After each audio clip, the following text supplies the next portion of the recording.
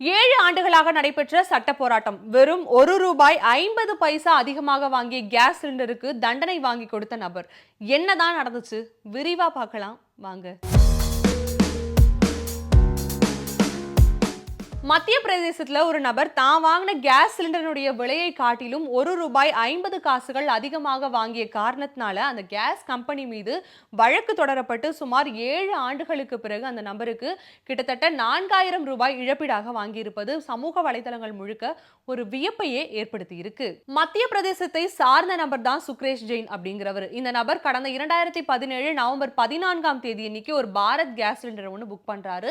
இவர் புக் பண்ணதை தொடர்ந்து அவருடைய வீட்டிற்கும் அந்த கேஸ் சிலிண்டர் ஆனது வருது. வந்த உடனே சுக்ரேஷ் அவர்கள் அந்த ஊழியரிடம் கேஸ் சிலிண்டர் எவ்வளவு விலை அப்படின்னு கேட்கும் பொழுது அந்த ஊழியர் என்ன பண்றாரு அப்படின்னா ₹753.50 அப்படிங்கிற ஒரு பில்ல சுக்ரேஷ் கிடம் கொடுக்கிறாரு. ஆனா சுக்ரேஷ் கிட்ட இருந்து அந்த ஊழியர் வாங்கின அமௌண்ட் ₹755. சந்தேகம் அடைந்த நபர் இதுல ₹753.50 தான் போட்டிருக்கு. ஆனா நீங்க ₹1.50 அதிகமா வாங்கியிருக்கீங்களே அப்படின்னு கேட்கும் பொழுது அதற்கெல்லாம் என்னால பதில் சொல்ல முடியாது. உங்களுக்கு இந்த பேலன்ஸ் தொகை வேணும் அப்படின்னா நீங்க டைரக்டா போயிட்டு கேஸ் கம்பெனி கிட்டே போயிட்டு கான்டாக்ட் பண்ணிக்கோங்க. என்னால எதுவும் கொடுக்க முடியாது, சொல்ல முடியாது அப்படின்னு சொல்லி இங்க இருந்து போயிருக்காரு. உடனே கோபமடைந்த சுக்ரேஷ் அவர்கள் எந்த ஒரு தாமதமும் செய்யாமல் கன்சியூமர் கோர்ட்ல இது தொடர்பான வழக்கு ஒன்று பதிவு செய்யறாரு.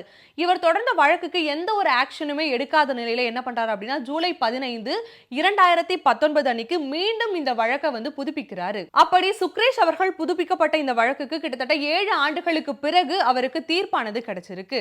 இந்த வழக்குல சுக்ரேஷ் அவர்கள் எதிர்கொண்ட மன உளைச்சல் மற்றும் சேவை தொடர்பான பிரச்சனைகளுக்கு ₹2000 சட்ட செலவுகளின் அடிப்படையில் ₹2000 சேர்த்து ₹4000 அவருக்கு இழப்பீடா வழங்கணும். அது மட்டும் இல்லாம 7 ஆண்டுகளுக்கு முன்னாடி இவரிடமிருந்து கேஸ் கம்பெனி அதிகப்படியாக வசூல் செய்த ₹1.50 ஓராண்டிற்கு 6% வட்டி அப்படிங்கிற அடிப்படையில் ஒட்டுமொத்த பணத்தையும் திருப்பி கொடுக்கணும் அப்படின்னு சொல்லி நுகர்வோர் நீதிமன்றம் அதிரடியான உத்தரவை கொடுத்திருக்காங்க.